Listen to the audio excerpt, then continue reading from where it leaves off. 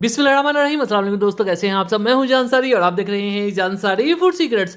कद्दे आपके खानों में, आपके रिस्क में, आपके जायके में। आज आपको बताऊंगा कि लच्छेदार पकौड़ा, लच्छा पकौड़ा होता क्या है, इसको बनाते कैसे, इसको क्रंची कैसे करते हैं और इसमें खूबसूरती कैसे लेके आई जाती है। और ये सारी चीज़ें मैं आपको सबसे आसान तरीन तरीके से बताऊँगा, मतलब कि आपको मेहनत भी इंशाल्लाह ज़्यादा नहीं करनी पड़ेगी और आपके पकौड़े ऐसे होंगे जैसे डेकोरेशन पीस। और अगर आपने इस किसी के सामने सर्व कर दिया तो ये हो ही नहीं सकता कि वो तारीफ़ें ना करें और आपसे पूछे ना कि ये आपने बनाए कैसे हैं। तो चलें जी, बिस्मिल्लाहिर्रहमानिर्रहीम।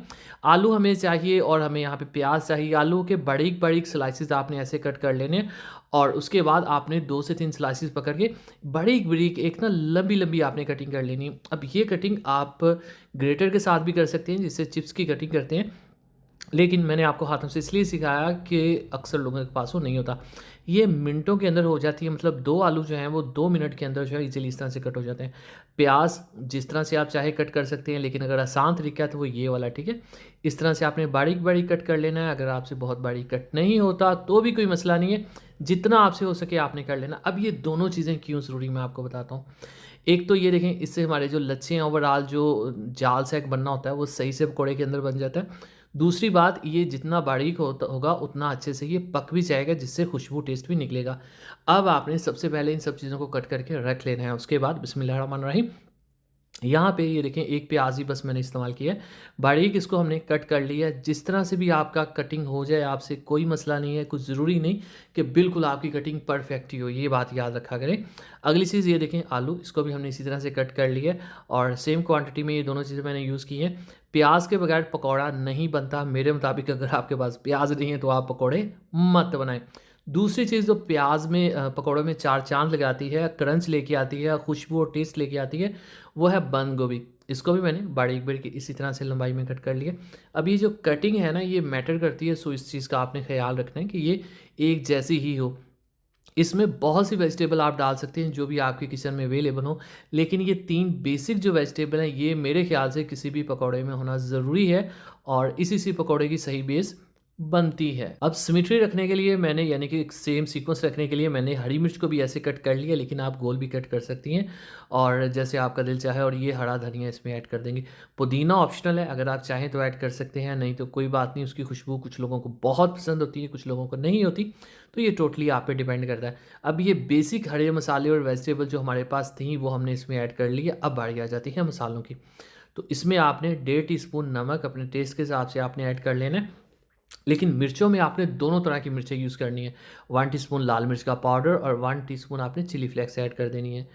चलें जी, लाल मिर्च और हल्दी मैं कभी भी बाज़ार से नहीं खरीदता, मैं हमेशा घर पे तैयार करता हूँ। कैसे करता हूँ आप मेरी वीडियोस में जाके देख सकते हैं। हाफ़ टी स्पून हल्दी है। हल्दी और लाल मिर्च कैसे बनानी है, आप लिखें हल्दी इजाज़ अंसारी या लाल मिर्च इजाज़ अंसारी, आपको दोनों रेसिपीज़ मिल जाएंगी। और घर पे फ्रेश और बिल्कुल ओरिजिनल चीज़ आप तैयार करें, बाज़ार की मिलावट वाली चीज़ों से अपने बच्चों को बचाएं। 1.5 से 2 टेबलस्पून खुश धनिया है हमारे पास, इसको आपने हाथों से मसल देना है, इससे ये टूट के 2 हो जाते हैं, जिससे खुशबू बढ़ जाती है और टेस्ट अच्छा आता है। 1 टीस्पून हमारे पास ज़ीरा है। अच्छा, मैं एक बात बता दूँ, ज़ीरा, खुश धनिया ये मैं भून के रखता हूँ, कच्चे इस्तेमाल नहीं करता, ये बात आपने याद रखनी, ये सबसे अहम बात है। अजवाइन आपने ज़रूर इसके अंदर डालनी, 1/4 टीस्पून, ठीक है, या हाफ़ टी स्पून यूज़ कर लें। अजवाइन बहुत अहम होती है, जितनी भी फ्राइड चीज़ें होती हैं इससे आपका हाज़मा अच्छा रहता है और ऑयल की कमी बेशी को ये कंप्रोमाइज़ कर देता है, सही कर देता है यानी कि। और कसूरी मेथी पकौड़ों में ज़रूर जाती है। अब ये 4 मसाले जो हैं, अजवाइन, कसूरी मेथी, खुश धनिया और ज़ीरा, ये चारों इम्पोर्टेंट होते हैं, इन्हीं से पकौड़ा पकौड़ा कहलाता है।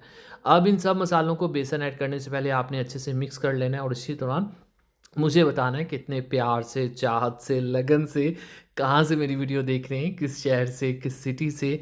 और मुझे ये पढ़ के बहुत अच्छा लगता है, आप इतनी मोहब्बत दिखाती हैं, दिखाते हैं और इतने प्यार से देखते हैं। तो जब आप अपनी जो जगह है जहाँ से आप देख रहे हैं लिखते हैं तो मुझे बहुत अच्छा लगता है, ठीक है। तो उससे एक वो एक ताल्लुक़ सा बन जाता है, एक रिश्ता सा बन जाता है कि फ़लाँ जगह से फ़लाँ शख्स जो है वीडियो देख रहा है। तो थैंक यू सो मच जो ये लिखते हैं, मुझे बहुत अच्छा लगता है, तो उनको थैंक यू वंस अगेन। चलिए जी, अच्छे से मिक्स करने के बाद इसमें हम ऐड कर देंगे बेसन। बेसन को मैंने अच्छे से छान के यूज़ किया था, तकरीबन 1 कप बेसन इसके अंदर जो है वो चला ही जाएगा, ठीक है। अहम बात जिसका आपने ख्याल रखना है वो ये कि आपने बेसन की क्वांटिटी को बहुत ज़्यादा नहीं कर देना। और दूसरी बात, इसमें मीठे सोडे की ज़रूरत नहीं है, ठीक है? बहुत से लोग इसको ज़रूर डालते हैं लेकिन ज़रूरी नहीं होता। अगली चीज़ इसमें आपने लहसुन बहुत से लोग यूज़ करते हैं, वेरी गुड वो भी अच्छे होते होंगे। बट मुझे लहसुन इतना इसमें नहीं मुनासिब लगता। लहसुन का फ्लेवर काफ़ी तेज़ होता है, जिससे पकोड़े का एक करारापन और बेसन का एक टेस्ट जो है वो डिस्टर्ब हो जाता है, ठीक है? तो सबकी अपनी मर्ज़ी।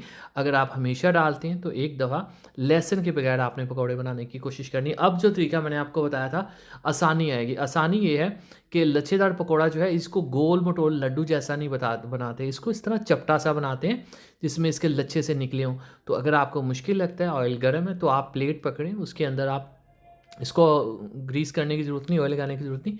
इस तरह से पकड़-पकड़ के शेप दे लें, एक साइज़ बना लें, इससे आपको आसानी होगी और जब ऑयल गर्म होगा तो आपको मेहनत नहीं करनी पड़ेगी। अब जब आपने इनको ऑयल के अंदर डालना है तो आप डायरेक्ट उससे पकड़ के प्लेट से ऐड कर सकती हैं। फ्लेम जो है मीडियम टू हाई होना चाहिए, लेकिन थोड़ी देर बाद आपने 1 मिनट बाद फ्लेम को लो टू मीडियम कर देना है।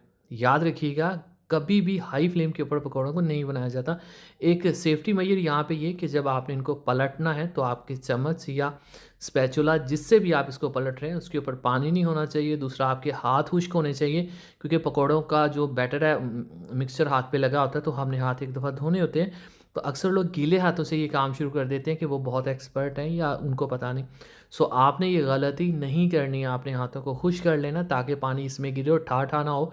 और अगली बात, जब भी आपने फ्राइंग का काम या प्रेशर कुकर का काम किचन में करना होता है तो आपने छोटे बच्चों को किचन में नहीं आने देना होता, ठीक है?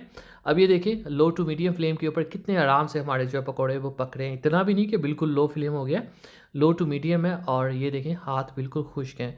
अब इसको आप आराम से पलटें और इनको टाइम दें, ये आराम से मज़े से पकें। ऐसा ऐसा करना क्यों है, क्वेश्चन ये आपके ज़हन में होना चाहिए।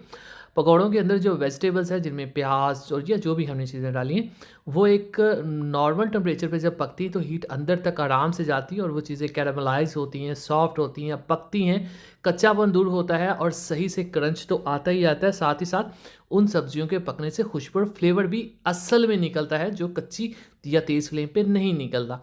अब आपने इनको सर्व कैसे करना है खूबसूरती के साथ, बिस्मिल्लाहिर्रहमानिर्रहीम। तो माशाअल्लाह अल्हम्दुलिल्लाह, देखें जी मेरे अल्लाह की शान, उसकी रहमतें, नेमतें और बढ़ते ज़ुबान कौर में। अब याद रखिएगा, अगर कोई भी चीज़ आपने बनाई है, पकाई है, आपने तैयार की है, अगर आप खुद उसको खूबसूरती के साथ, प्यार के साथ और नफ़ासत के साथ सर्व नहीं करेंगे तो सामने वाले को भी वो अच्छी नहीं लगेगी। आपने कोई भी चीज़ बना के इस तरह से प्रेज़ेंट करनी है, पेश करनी है, खाने के लिए देनी है जैसे वो बहुत कीमती चीज़ है। ऑफ़ कोर्स वो है भी, लेकिन आपने कहने का मतलब ये है कि उसको खूबसूरती के साथ सर्व किया करें, नफ़ासत के साथ। इससे चीज़ की वैल्यू भी बढ़ती है और खाने वाले को भी पता चलता है कि उसके लिए कितनी मेहनत करी गई है। दुआ में याद रखिए, वीडियो को लाइक कीजिए, जान सर को दीजिए इजाज़त। अगली वीडियो तक अल्लाह हाफ़िज़।